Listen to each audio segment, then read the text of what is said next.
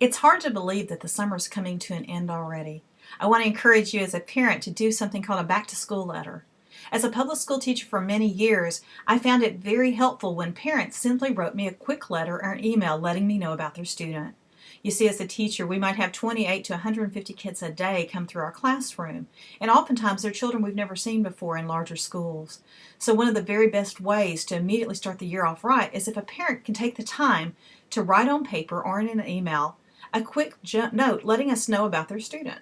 You see, as a parent, we know our kids better than anyone else. And so to let a teacher know our children's likes, dislikes, their favorites, the things they're interested in, their struggles and their successes in academia, it really opens the door to better communications from day one at school. You know, if your child is a shy child and prefers to be off to the side, not front and center, that's something a teacher can really use to understand how that child responds in the first day.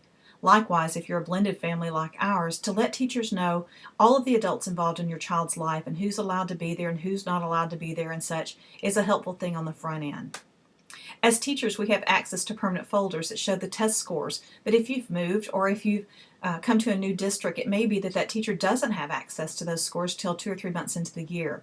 So if you already know that your child's on grade level or above or below in reading, it's a great thing to let a teacher know. If you know your child's dyslexic or very nearsighted, or perhaps really is scared of science because I did really bad last year, it's good to let a teacher know.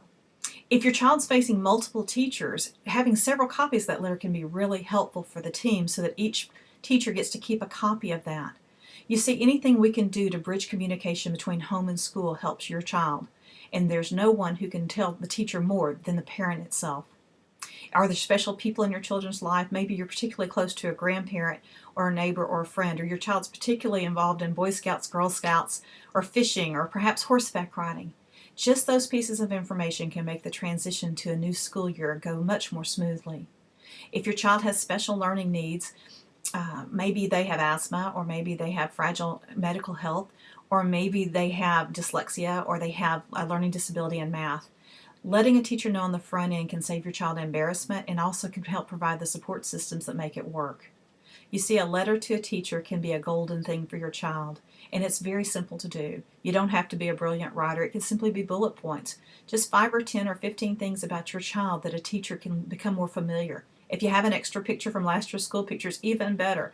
That way they have a facial recognition immediately of who they're talking to. And don't forget that teachers get overwhelmed the first few weeks. Don't wait till the first day of school to meet them. They're usually there 5 to 10 days before school starts, and often that's a very busy time that they're in meetings the whole time. But it's not unusual to ask to meet the teacher after you get them deal. They often have open houses at your school, and that's a great time to come in and hand deliver your letter and let them see your face with the letter recognition. They may not have time to read it for a day or so if they're overwhelmed with several parents, but they'll give them a good start, and you'll have a better year for it. I hope you have a great day and back to school time.